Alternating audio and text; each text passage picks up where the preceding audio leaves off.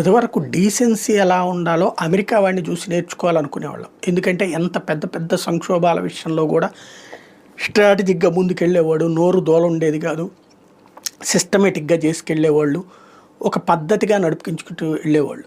అట్లాంటిది ఇప్పుడు అమెరికా భారత్ దగ్గర చూసి నేర్చుకోవాలి. అతిపెద్ద సంక్షోభాన్ని భారత్ ఎంత జాగ్రత్తగా ట్యాకిల్ చేస్తుంది, అదే సందర్భంలో సంక్షోభాన్ని సృష్టించుకుంటున్నటువంటి వాళ్ళ వ్యవహారము చూసుకోవాలి. ఇవాళ మళ్ళీ ట్రంప్ గారు మాట్లాడుకొచ్చారు. 7 యుద్ధాలను ఆపిన మహానుభావుడు అంట తను, అందులో అతిపెద్ద యుద్ధం భారత్ పాకిస్తాన్ అంట. జనమందరూ నోటితో కూడా నవ్వట్లేదు, ఇంక్లూడింగ్ అమెరికా వాడు కూడా ఒప్పుకోవట్లేదు అది భారత్ పాకిస్తాన్ యుద్ధం అమెరికా ఆపిందంటే. కానీ ట్రంప్ అంత నిస్సిగ్గుగా నిర్మోహమాటంగా అలా చెప్పుకుంటానే ఉన్నాడు. ఒక అమెరికా అధ్యక్షుడు లాంటోడు అంత సిగ్గు లేకుండా ఎట్లా చెప్తాడు? ఎందుకు అంటాడు ఆయన? టారిఫ్లు వేస్తానంటే భయపడిపోయి యుద్ధం ఆపింది.